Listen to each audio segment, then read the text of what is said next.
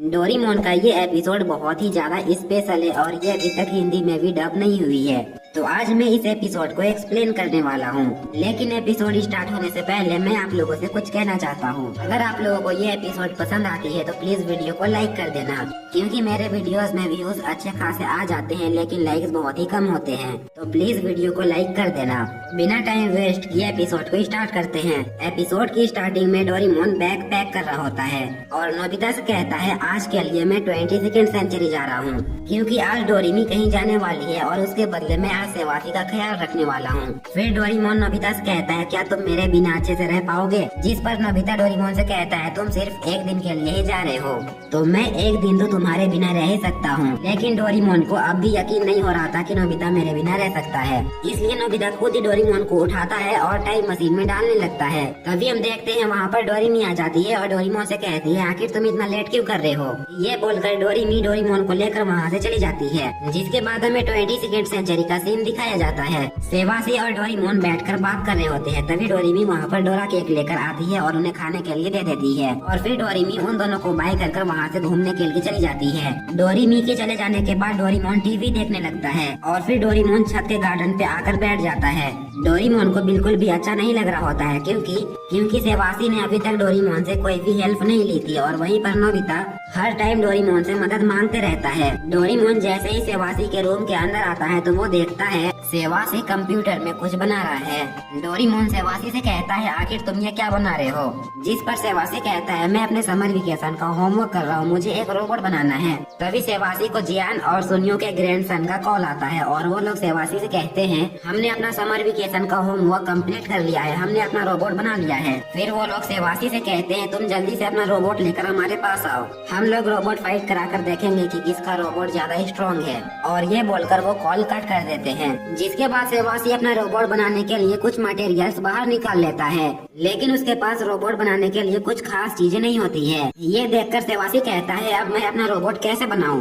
Doraemon को उन चीजों में एक छोटा टॉय रोबोट दिखता है और डोरेमोन सेवासी से कहता है तुम बिल्कुल भी चिंता मत करो। ये बोलकर डोरेमोन अपने पॉकेट से एक लिक्विड गैजेट बाहर निकालता है और फिर डोरेमोन अपने गैजेट का यूज उस रोबोट पे करता है, जिससे कि उस रोबोट का साइज थोड़ा सा बड़ा हो जाता है। ये देखकर डोरेमोन उस रोबोट के ऊपर बहुत सारा लिक्विड डाल देता है। लिक्विड डालते ही वो रोबोट बहुत ज्यादा बड़ा हो जाता है और स्ट्रॉन्ग भी दिखता है, लेकिन थोड़ी ही देर में वो स्ट्रॉन्ग रोबोट एक बूढ़ा रोबोट बन जाता है, क्योंकि डोरेमोन ने उस रोबोट के ऊपर ज्यादा ही लिक्विड डाल दिया था। बूढ़ा रोबोट देखकर सेवासी डोरेमोन से कहता है आखिर मैं इस रोबोट के साथ कैसे फाइट कर सकता हूँ। तो डोरेमोन सेवासी की हेल्प करने के लिए फिर से एक गैजेट बाहर निकालता है और फिर डोरेमोन सेवासी से कहता है तुम इस गैजेट की मदद से अपना एक रोबोट बना सकते हो, तुम्हें किस टाइप का रोबोट बनाना है ये तुम्हें इस माइक में बोलना होगा। डोरेमोन की बात मानकर सेवासी माइक में कहता है मुझे एक बहुत ही स्ट्रॉन्ग रोबोट चाहिए। सेवासी के ये बोलते हैं उस गैजेट से एक रोबोट बनाने का ब्लूप्रिंट बाहर निकल आता है। सेवासी उस ब्लूप्रिंट को देखकर एक रोबोट तैयार कर लेता है, लेकिन वो रोबोट देखने में गोनसुके जैसा होता है। सेवासी डोरेमोन से कहता है ये देखने में स्ट्रॉन्ग नहीं लग रहा है, जिस पर डोरेमोन कहता है ये जरूर स्ट्रॉन्ग होगा। ये बोलकर डोरेमोन गोनसुके के पास जाता है, लेकिन गोनसुके डोरेमोन के सर में एक पंच मारता है और डोरेमोन को मारने के बाद गोनसुके डांस करने लगता है। ये देखकर डोरेमोन कहता है मेरा ये गैजेट भी बिल्कुल बेकार है। जिसके बाद Doraemon body change light gadget बाहर निकालता है और उसे गोनसुके के ऊपर यूज करता है, लेकिन अचानक से उस गैजेट की लाइट खत्म हो जाती है और सिर्फ गोनसुके का सर ही चेंज हो पाता है। जिसके बाद डोरेमोन एक और गैजेट बाहर निकालता है और सेवासी से कहता है इस बार मैं तुम्हारे लिए एक रोबोट लाकर ही रहूंगा। और डोरेमोन उस गैजेट का यूज करके टीवी से रोबोट बाहर निकालने की कोशिश करता है, लेकिन टीवी से रोबोट वाला सीन गायब हो जाता है और डोरेमोन रोबोट की जगह एक मॉन्स्टर को बाहर निकाल लेता है, जो मॉन्स्टर सेवासी के रूम को पूरा बर्बाद कर देता है। सेवासी डोरेमोन से कहता है तुम आराम करो, मैं रोबोट खुद से बना लूंगा। जिसके बाद सेवासी अकेले ही बैठकर रोबोट बनाने लगता है। तो डोरेमोन सेवासी को देखकर कहता है मैं तुम्हारी मदद करना चाहता हूँ। और ये बोलकर डोरेमोन अपने पॉकेट से एक इंटेलिजेंट गोली बाहर निकालता है और उसे सेवासी को खिला देता है, लेकिन सेवासी उस गोली को खाने के बाद आलसी हो जाता है और सो जाता है। ये देखकर डोरेमोन कहता है मैंने फिर से गलत गैजेट बाहर निकाल लिया। थोड़ी देर बाद सेवासी नॉर्मल हो जाता है और वो अपना रोबोट बना ही लेता है। सेवासी का रोबोट देखकर डोरेमोन बहुत ही ज्यादा हैरान हो जाता है और कहता है ये तुमने अकेले ही बनाया है और ये बहुत ही ज्यादा अच्छा है। जिसके बाद सेवासी कहता है अब मैं उन लोगों के साथ मुकाबला करने के लिए तैयार हूँ। जिसके बाद सेवासी अपना रोबोट लेकर जियान और सुनियो के ग्रैंडसन के पास आ जाता है। अभी के लिए मैं इन दोनों को जियान और सुनियो ही बोलूंगा। जियान सेवासी से कहता है तुम्हारा रोबोट देखने में तो ताकतवर दिख रहा है लेकिन तुम डेफिनेटली हमसे हारने वाले हो। जिस पर सेवासी कहता है ये तो मुकाबला होने के बाद ही पता चलेगा कि कौन हारेगा और कौन जीतेगा। अभी सुनियो अपने रोबोट को फाइट करने के लिए आगे भेज देता है और सेवासी भी अपने रोबोट को आगे भेज देता है। उन दोनों के रोबोट के बीच फाइट होने लगती है। तभी सुनियो का रोबोट सेवासी के रोबोट को उठाकर फेंक देता है और फिर जियान और सुनियो सेवासी से कहने लगते हैं तुम्हारा रोबोट बहुत ही ज्यादा कमजोर था। लेकिन तभी सेवासी का रोबोट उनके रोबोट के ऊपर हमला करता है और उनके रोबोट को जमीन में गिरा देता है। और फिर सेवासी उन दोनों से कहता है अब बोलो किसका रोबोट ज्यादा स्ट्रॉन्ग है। लेकिन फिर से जियान और सुनियो का रोबोट खड़ा हो जाता है और वो अपने पंच को एक फायर पंच बनाकर सेवासी के रोबोट के फेस पर डायरेक्ट हमला करता है और उसे नीचे गिरा देता है और तुरंत ही वो उड़कर सेवासी के रोबोट को खत्म करने के लिए आगे बढ़ता है। लेकिन तभी डोरेमोन उन दोनों रोबोट्स के ऊपर स्मोक ग्रेनेड फेंक देता है और जैसे ही वो ग्रेनेड ब्लास्ट होता है वो दोनों रोबोट अजीब अजीब सी हरकतें करने लगते हैं और डांस करने लगते हैं। ये देखकर सेवासी डोरेमोन के ऊपर गुस्सा हो जाता है। जिसके बाद हमें शाम का सीन दिखाया जाता है। डोरेमी वापस घर आती है तो वो देखती है सेवासी अपने रोबोट को ठीक कर रहा है और डोरेमोन वहीं पर उदास बैठा हुआ है। डोरेमोन सेवासी से माफी मांगता है जिस पर सेवासी डोरेमोन से कहता है तुम्हें माफी मांगने की कोई भी जरूरत नहीं है, मुझे पता है कि तुम बस मेरी मदद करने की कोशिश कर रहे थे। ये सुनकर डोरेमोन खुश हो जाता है और फिर नोबिता के पास वापस लौट जाता है। अगले दिन जब नोबिता ग्राउंड से पार हो रहा होता है तो वो देखता है जियान बहुत ही ज्यादा गुस्सा में है। नोबिता चुपचाप वहाँ से निकलने की कोशिश करता है लेकिन तभी जियान उसके पास आकर कहता है क्या तुमने मेरा माइक्रोफोन तोड़ा है।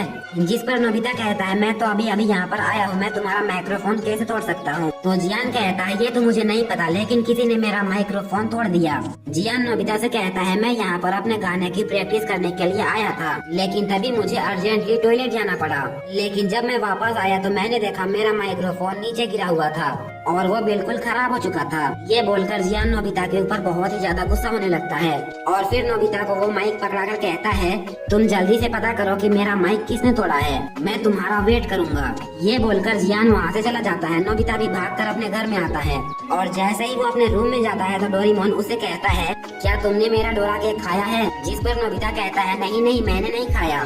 ये सुनकर डोरेमोन अपने पॉकेट से पुलिस गैजेट बाहर निकालता है और फिर डोरेमोन डोरा केक के प्लेट के ऊपर एक पाउडर ऊपर से डालता है और वो पाउडर वहाँ पर डलते ही प्लेट के ऊपर फिंगरप्रिंट्स के निशान आ जाते हैं। जिसके बाद डोरेमोन नोबिता से फिंगरप्रिंट्स मैच कराता है और नोबिता के फिंगरप्रिंट्स तुरंत ही मैच हो जाते हैं। अब नोबिता पकड़ा जाता है तो वो डोरेमोन से माफी मांगता है और फिर नोबिता डोरेमोन को वो सारी बात बताता है जो जियान ने उसे कही है। डोरेमोन जियान के माइक्रोफोन के ऊपर वही पाउडर डालता है जिससे कि उस माइक के ऊपर बहुत सारे फिंगरप्रिंट्स आ जाते हैं। इतने सारे फिंगरप्रिंट्स देखकर नोबिता कहता है अब हमें कैसे पता चलेगा कि असली मुजरिम कौन है।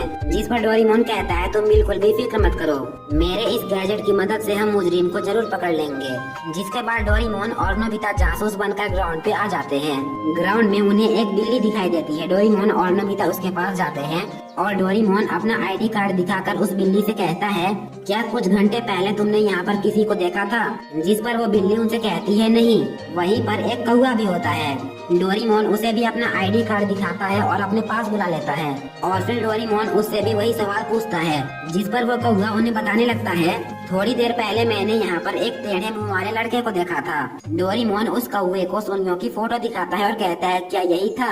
जिस पर वो कौवा कहता है हाँ। ये जानकर डोरेमोन और नोबिता सुनियो के घर आ जाते हैं।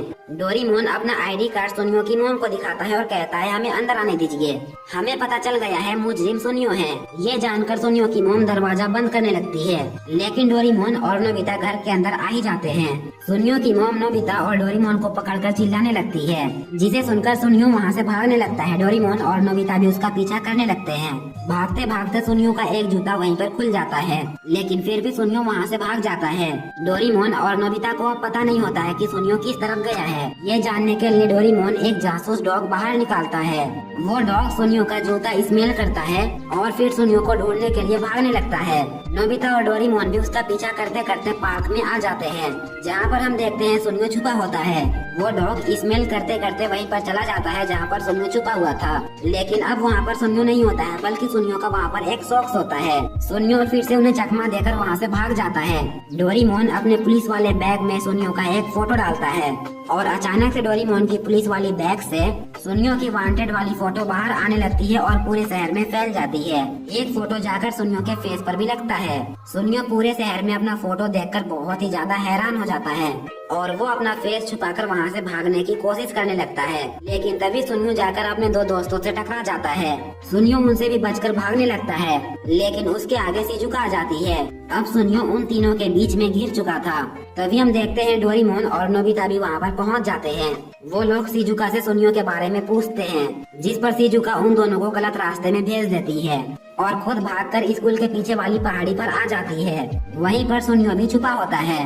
सुनियो उन तीनों को सारी सच्चाई बताने लगता है और सुनियो की बात सुनकर वो लोग सुनियो से कहते हैं, तुम बिल्कुल भी फिक्र मत करो, हम तुम्हारे साथ हैं और हम किसी को भी नहीं बताएंगे कि तुम यहाँ पर छुपे हुए हो। तभी हम देखते हैं नोबिता वहाँ पर आता है और कहता है, अब तुम यहाँ से नहीं भाग सकते हो।